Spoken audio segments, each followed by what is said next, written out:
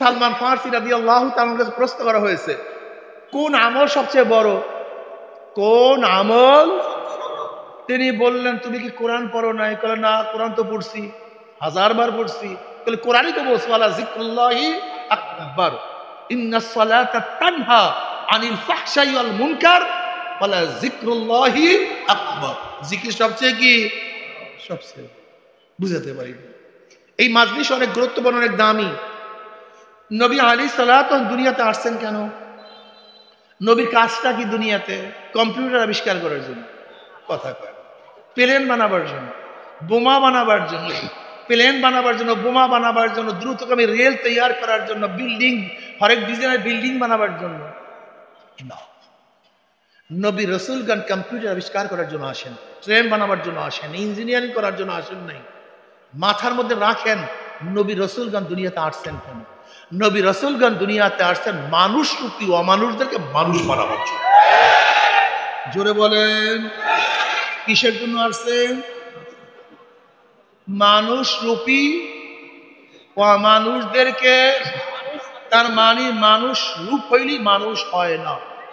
আপনারা জানেন ওমর ইবনে খাত্তাব রাদিয়াল্লাহু তাআলা ইসলাম গ্রহণ করার আগে নাঙ্গা তলোয়ার নিয়ে নবী আলাইহিস সালাতু ওয়াস সালাম হত্যা করার জন্য রওনা করছেন।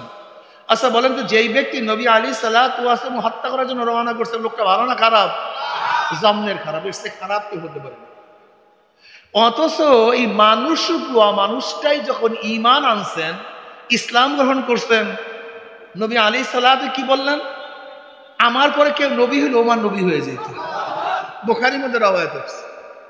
আর সমস্ত মানুষের মধ্যে শ্রেষ্ঠ মর্যাদা নবীদের, এর চেয়ে দামি কেউ নেই। কথা ঠিক না? উমর ছিল অমানুষ, হয়ে গেছে কেমন মানুষ? উমরের কথা বাতাস শুনে, উমরের কথা পানি শুনে, উমরের কথা মাটি শুনে। আপনারা জানেন ওমর ইবনে খাত্তাব রাদিয়াল্লাহু তাআলা মদিনার মধ্যে বয়ান করতেছিলেন, খুতবা দিতেছিলেন। সারিয়া রাদিয়াল্লাহু তাআলা যুদ্ধ করতেছেন অনেক দূরে। এই মদিনার থেকে আওয়াজ, ইয়া সারিয়াতুল জাবাল, ইয়া সারিয়াতুল জাবাল, উনজুরি রাও, জয় সারিয়া, পাহাড়ের দিকে তাকাও। কোথায় মদিনা আর কোথায় সিরিয়া? সারিয়া রাদিয়াল্লাহু আওয়াজ পাইছেন, ভুরুক্ষেপ করলেন না। কি হয়েছে? কিসের আওয়াজ? আমিরুল মুমিনিন তো মদিনায়, আমি সিরিয়ায়, অনেক দূরে, কিসের আওয়াজ? ভুরুক্ষেপ করলেন। আবার দ্বিতীয়বার, ইয়া সারিয়াতুল জাবাল, দ্বিতীয়বার ভুরুক্ষেপ করলেন না।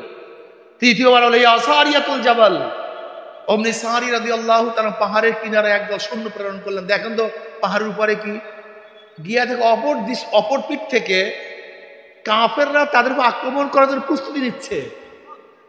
অমনি মুসলমানরা তাদের আক্রমণ করছে। সারি রাদিয়াল্লাহু আশ্চর্য, আমির মদিনায়, ওইদিকে মদিনাবাসী আশ্চর্য, সারিয়া সিরিয়ায়।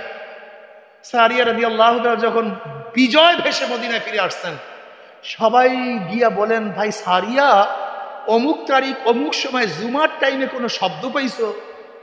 সে আশ্চর্য বলে, হ্যাঁ। বলে কি? বলে আমি তো যুদ্ধ করতেছিলাম, হঠাৎ আওয়াজ পাইলাম আমিরের। এ সারিয়া পাহাড়ের দিকে তাকাও। আমি ভ্রুক্ষেপ করেই নি। দ্বিতীয়বার আওয়াজ পাইলাম, ভ্রুক্ষেপ করি নাই। তৃতীয়বার আওয়াজ পাওয়ার পরে একবার সৈন্য প্রেরণ করলাম। আল্লাহর কসম, ওই সময় যদি আমিরের ইঙ্গিত না পাইতাম, তাহলে একজন মুসলমান জিন্দা অবস্থায় ফিরতে পারতাম না। ওমর আওয়াজ দিছে মদিনায়, আওয়াজ পৌঁছে কোথায়? বাতাস সিরিয়া বুঝে গেছে। বাতাস বাতাস। আপনারা জানেন মিশর দখল করার পরে মিশরের নীল নদীর মধ্যে জোয়ার হয় না। প্রতি বছর সুন্দরী সুস্ত্রী আকর্ষণীয় এক বংশীয় রমণীকে জবাই করতে হইত।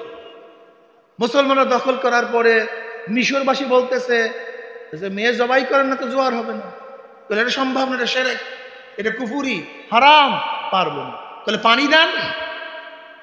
সমস্যা মারাত্মক, পানি ছাড়া মিশরের কেউ বাঁচবে না, আর মহিলা জবাই করা ছাড়া পানিও আসবে না। বলে আমার দ্বারা সম্ভব না, আমিরুল মুমিনিনের কাছে চিঠি পাঠাইস। এবার আমিরুল মুমিনিন নীল নদীর কাছে চিঠি লেখেন, নদীর কাছে, হে নীল নদ, যদি আল্লাহর হুকুমে জারি হও, আমার চিঠি পাইতে দেরি, জারি হইতে দেরি করবি। আর আল্লাহর হুকুমে যদি জারি না হও, তোর জারি হওয়ার প্রয়োজন নেই, জোয়ার হওয়ার দরকার নেই। ঐতিহাসিকরা বলেন আমিরুল মুমিনিন পানিকে খেতাব করে ইঙ্গিত করে যে চিঠি লিখেছিলেন, ওই চিঠি পানির মধ্যে পড়তে দেরি, জোয়ার সৃষ্টি হতে দেরি হয় না। কি হইল ওমরের এমন যে পানিতে কথা শুনে একবার মদিনার মধ্যে ভূমিকম্প, ওমর ইবনে খাত্তাব রাদিয়াল্লাহু আনহু লাঠি দিয়ে বাড়ি মারছেন, থাম। অমনি বহু চাইবেন আজি মাটিতে কথা শুনে আল্লাহ ওমরের কথা অনুযায়ী বহুত আয়াত নাযিল করে দিয়েছে। ওমর যা মনে করছে আল্লাহ সেই অনুযায়ী আয়াত নাযিল করছে। ওমরের ইসলাম গ্রহণ করার আগে চক্ষু দুটো দুইটা, ইসলাম গ্রহণ করার পরে চক্ষু চারটা হয়ে গেছে। কথা কয় না। কান দুইটার জায়গায় 6টা, হাত দুইটার জায়গায় 8টা, পাও দুইটার জায়গায় 10টা, চেহারা সৌন্দর্যতা বাড়িয়ে গেছে, লম্বা হয়ে গেছে। ঘটনা কি? ওমরের মধ্যে কি পরিবর্তন হলো? ওমরের কথা সবাই শুনে, পানি শুনে, মাছ শুনে, গাছ শুনে। ঘটনা কি? চেহারা, হাত, অবয়ব কি পরিবর্তন? কলব। জোরে বলেন কি? জোরে বলেন। ওমরের বাহ্যিক কিছু পরিবর্তন হয় নাই, ভিতরে কলবের আলো ছিল নাই। দামি তো কলব। বেলাল হাবশি নিজেও গোলাম, বাবায় গোলাম, দাদায় গোলাম, 14 গোষ্ঠী গোলাম, 1 টাকার মালিক নেই, কোনো দাম বলতে কিচ্ছু ছিল না। কিন্তু বেলাল হাবশি ঈমান আনার পরে এমন কি দামি হয়ে গেল বেলাল হাবশি। বেলাল হাবশি হাটে জমিনের মধ্যে পায়ের আওয়াজ আরশের মধ্যে। মেরাজের রজনীতে জনাব মুহাম্মদ রাসূলুল্লাহ সাল্লাল্লাহু আলাইহি ওয়াসাল্লাম পায়ের আওয়াজ পান। জিব্রাইলকে প্রশ্ন করছেন, ভাই জিব্রাইল কার পায়ের আওয়াজ? বলে বেলাল হাবশির পায়ের আওয়াজ, বেলাল হাবশির জুতার আওয়াজ। বেলাল হাবশি হাটে জমিনের মধ্যে পায়ের আওয়াজ আরশের মধ্যে। বেলাল হাবশি আজান দেয় জমিনের মধ্যে, 7 এবং আসমান ভেদ করে আজানের শব্দ চলে যায় আরশের মধ্যে। ও বেলালের চেহারা সুন্দর হয়ে গেছে, কথা ঠিক না? লম্বা হয়ে গেছে। তা কি পরিবর্তন হয়েছে? জোরে বলেন না ভাই, কি পরিবর্তন? কলবের চিন্তা কার মধ্যে আছে? নাই। লা তানফাউ মালু ওয়ালা বানুনা ইল্লা মান আতাল্লাহ বিকলবিন সালিম। কিয়ামতের ময়দানে নামাজ, রোজা, হজ, যাকাত, টাকা পয়সা, পীরগিরি, মুফতিগিরি, এমপিগিরি, মুহাদ্দিসগিরি, প্রেসিডেন্টগিরি কোনোই কাজে লাগবে না। লা তানফাউ মালু ওয়ালা বানুনা, মালের দ্বারা সম্পদ, বানুনের দ্বারা ক্ষমতা। বানুনের দ্বারা উদ্দেশ্য কি? এখানে সন্তান দ্বারা উদ্দেশ্য হলো ক্ষমতা। যেহেতু আগেকার জমানায় যার যত বেশি সন্তান থাকতো সে তত বেশি ক্ষমতাসীন ছিল। যেই দলের লোক বেশি তার ক্ষমতা বেশি।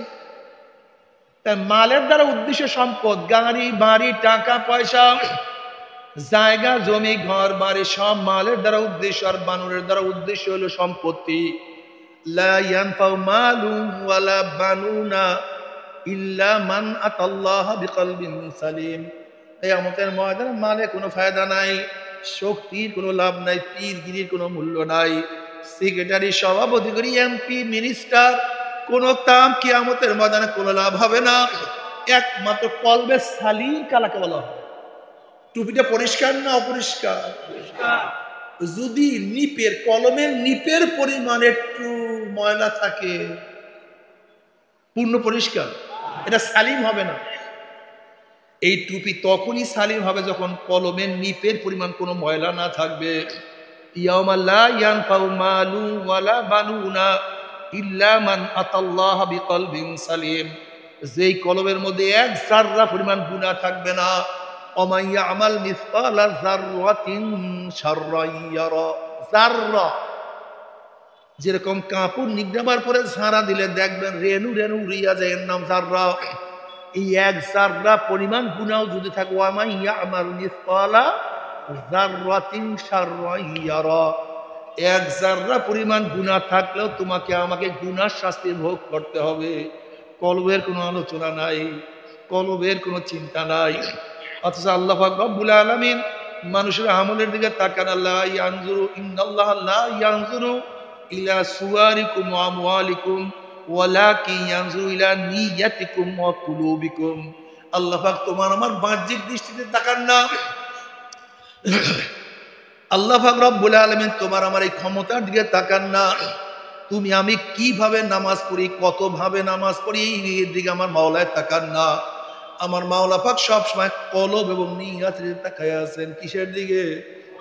এই দিকে তাকায় আছেন, কলবটার দিকে তাকায় আছেন। এই কলবটার হালাত কি, তুই এই কাজ কেন করো, কেন করতে আসো? তুমি কি বুখারীর মধ্যে রওয়ায়াত দেখো নাই? বুখারীর মধ্যে রওয়ায়াত আছে কিয়ামতের ময়দানে আল্লাহ পাক এক শহীদকে ডাকবে, শহীদ আমার কাছে আস। আল্লাহ পাক রব্বুল আলামিন শহীদকে সমস্ত নিয়ামত রাজে উপস্থান করবেন। আমি তোকে এই নিয়ামত দিছি, এই নিয়ামত দিছি, এই নিয়ামত দিছি, তুই এই নিয়ামতের মোকাবেলায় কি করছো? তখন শহীদ বলবে, আল্লাহ আমি তোমার রাস্তায় গলা কাটাইয়া দিছি। আল্লাহ পাক বলবেন, গোটা দুনিয়ার মানুষ দেখছে তুই গলা কাটাইছো, তুই শহীদ হয়ে গেছো, কিন্তু আমি মাওলা তোর কলবের দিকে তাকানো ছিলাম। ওয়াসিরু কাওলাকুম আবিজহারু বিহি ইন্নাহু আলিমুম বিজাতিস সুদূর। আমি তোর কলবের দিকে তাকাইয়াছিলাম, সবাই দেখছে তুই শহীদ হইছো, আর আমি দেখছি তুই গনিমতের মালের জন্য যুদ্ধ করছো, তোর পদ মর্যাদা বাড়িয়া যাবে এর জন্য যুদ্ধ করছো, তোর নাম সব জায়গায় ছড়াইয়া পড়বে, তোর আলোচনা সব জায়গায় ছড়াইয়া পড়বে এর জন্য যুদ্ধ করছো, তোর পদোন্নতি হবে এর জন্য যুদ্ধ করছো। তুই আমার জন্য যুদ্ধ করো না, আমার জন্য জিহাদ করো নাই। বুখারীর মধ্যে রওয়ায়াত আছে, আল্লাহ পাক বলবে, হে ফেরেশতা ওকে ধর, ওর হাত পার মধ্যে জাহান্নামের শিকল লাগা, ওকে উব্বুর কর, ওকে টানতে টানতে বসেন, ওকে উব্বুর কর, টানতে টানতে জাহান্নামে নিক্ষেপ কর। এরপর আল্লাহ পাক